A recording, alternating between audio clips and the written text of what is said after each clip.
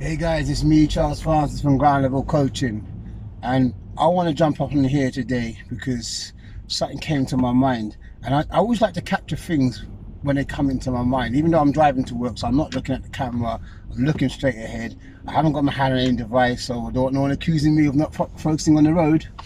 But anyway, so I've always been talking about how to use the mind, to empower the mind, how to take control of our minds, and that way we can better our lives because we're no longer chasing things. We know that happiness first starts with how we think, and then by managing our thoughts, we can then pursue the things we want in life with less pressure and with less focus on the end result, as opposed to our own personal growth during the process of acquiring these things in life. So it's not the things that make us happy, it's finding that happiness within by managing our thoughts, what we think about, what we focus on, and then controlling our actions based on our thoughts, and not just doing it haphazardly but doing it on a consistent basis, checking in. It's always good to every now and again to stop and check in. What am I thinking about? What's going in my mind at the moment? What am I allowing to absorb in my mind at the moment? What do I need to take out, change, delete, and so forth? So that's what I've really been passionate about. My focus on managing our mind and our thoughts. You always hear me say, like Joseph McClendon said, as you think, so you feel. As you feel, so you do. As you do, so you have. And I really, truly believe in this concept. But the reason why many people may not know why I'm so passionate about this and why my focus is on this, as opposed to teaching people how to own a seven-figure business or how to start your own online stuff and that lot. I mean, anyone can learn these things, and then go ahead and teach someone these things. And even if you haven't got it yourself, you can still be in a position to teach other people how to do it, because you can acquire these skills, you can learn these skills.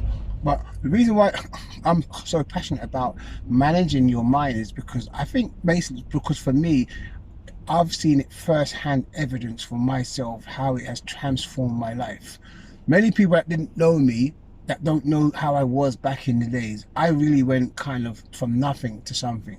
When I was growing up, well, this is for another story, but let me give you a brief outline of how I grew up. When I grew up, everything around me was really centered around drugs, crime, music, and that was my real, what my environment growing up as a young person. I had zero confidence in anything I was doing, really. And I know to others they may have said, "Oh, look at Charlie, he's trying this," but the reality of it is that I really didn't have any confidence growing up. I didn't have any confidence getting women, getting girls when I was in school because of my stutter. Growing up with an extreme stutter, I was like, didn't really want to talk to people, so I didn't have a confidence in that area.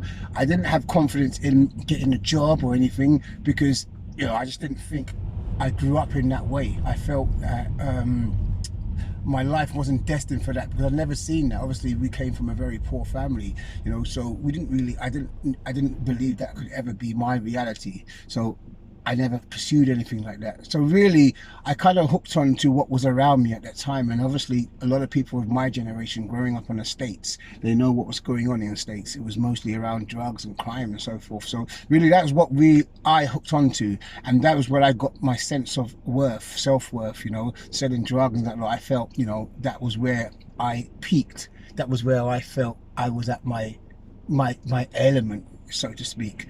But it wasn't a positive way, and I really didn't know any other way. And this is, don't get me wrong, I'm going to come to why I always focus on the mind now. It's because I remember at one point I kind of watched my life spiral out of control, and I really knew that something had to give, something had to change. I really knew that if I continued the way I was going, there was only going to be one of three outcomes. I was either going to become a junkie because getting too high on your supply. I was either going to become in prison because hang around with the wrong people, you're eventually going to get caught by the police, or I was going to end up dead because you're in the wrong company, wrong place, wrong time, associated with the wrong people. So I kind of knew that was my vision for my future if I continued doing what I was doing. But I also knew on the other side that my mother didn't bring me up like that. She didn't align herself. We wasn't brought that way. Although we didn't have any money in those things, we still didn't have those principles instilled in us. That wasn't us. That was what I chose to latch onto, but it wasn't my innate character, myself. My mum didn't name me Faith. My original name is Faith. She didn't name me Faith for nothing. You know, we didn't have that tight bond as a family for nothing. There was reasons behind this. It's just that I couldn't see it at the time. And I remember coming to a stage in my life where I knew something had to give. I didn't want to live like this anymore. I knew I didn't want to be like that. And I went on a trip, my first time leaving the country as it goes, and I went to on a trip, and my brother gave me a book to read, and it was a book by Tony Robbins, Unleash the Power Within. Now, Tony Robbins was big at this time, but I'd never ever heard of him at this age. We're talking about early 2000s. I'd never heard of him that day before, you know. The people I was hearing was Shabba Ranks, Buju Banton, these type of people, Capleton. These are the type of people that I was hearing of, Bob Marley. I never heard of anything to do with Tony Robbins. And to be honest, I didn't really care either. But anyway, he gave me this book to read. And it was at the time where I believed in my life something had to give, but I didn't know what or how to change it. And I read this book from page to page, to beginning to the end. And it kind of made me open my eyes a lot to see that, wow, you know what? I didn't know we had so much power over our thoughts. I didn't even know that I could even control my thoughts. I didn't even know about even thinking about my thoughts. I wasn't even, that was the last thing on my mind, about even contemplating my thoughts. So I read this book, and after reading it and coming back from that trip, and also seeing how other people live around the world, and I just said to myself, you know what, there's so much more out there for me. I need to change. And I still didn't know how it was going to happen or what was going to happen. And I remember I got a call from one of the representatives. All of a sudden, out of the blue, apparently Tony Robbins was doing Unleash Your Power in London. It was one of his first ones. And I had no idea what it was again. And I remember on that call, I'll never forget on that call, when the guy said to me, do you want to attend? And I said, yeah, but I can't afford it. There's no way I was going to get $6,000. I had no idea. There's no way I can't remember how much it was, but I was no way I was getting that money, no chance. So I said to him, I just can't afford it. And he said to me, look, if you want to go, just pay the deposit and you'll find a way to find the rest of the money. And I thought, don't be stupid. If you haven't got it, you haven't got it. You don't just find a way to find money. You just haven't got it. So I said, well, I just can't afford it. And he goes, do you want to go? I said, yeah, I do want to go. He said, look, just pay it and you'll find a way. So I thought, you know what, I'll just pay it. I'll just pay the deposit. It was only something very minor, like 30, 40 pounds. And then I have thousands of pounds to find afterwards. I had no idea what was going to happen.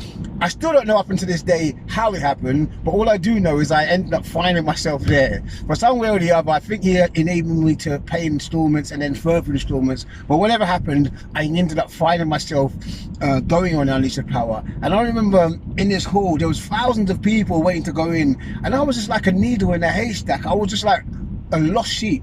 I was looking around and seeing how all these people, what's going on here, man? And then when we went into the hall and the music started and everyone was jumping and screaming, and it just put me on a different level. I was like, I was looking around and really absorbing it like a sponge. And I remember came in the middle of the session when he was like talking about how we can empower our minds, and you know, when he started talking about personal development, because I hadn't explored personal development by then.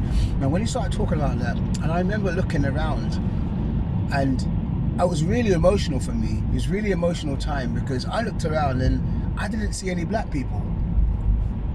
I looked in the audience and I could probably count how many black people I saw, and this is thousands of people, you know, thousands, not 1,000, thousands, and I could only see it like a few black people, and it really brought a tear to my eye, because the impact it had on me made me realize that we haven't got this. Where is this material been for us?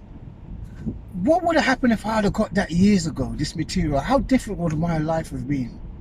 I had to go through all of this, what I went through, just to be exposed to this material now.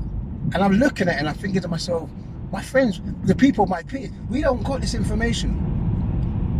And we're so good at what we do, but we just do the wrong things. But we excel in what we do, but we're excelling in the wrong things. If we had this information, what we would excel at would be totally different. And it really got me emotional, because I thought to myself, this is what we need more now than ever. My life is crap, and this is what I need. It's not just my life, it's many of my people's lives. We need this information, this material. And I still didn't really understand the concept of what was going on, but all I knew is that we need this environment, we need this to push us out of where we were. So I continued and I put my head down into personal development 100%, really discovering about the mind, how we think, philosophy, our attitude, our habits. I went down 100% and I transformed my life. I literally transformed where I was then to where I am now. And I still really didn't, you know, sometimes when you're doing something and you're on a roll, but it's the, what's the word I'm trying to use? You know, when it still hasn't clicked, something still hasn't really clicked in place. And it wasn't really up until a few years ago, something clicked in place.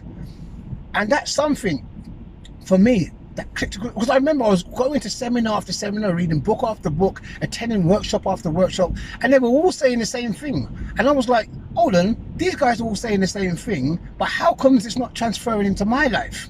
You know, why am I listening to the same thing all the time, but nothing ain't changing for me? So then I decided to start doing the exercises in the books and really applying and doing the work, like cutting down myself, doing the work, doing the workshops, answering the questions, writing the journals.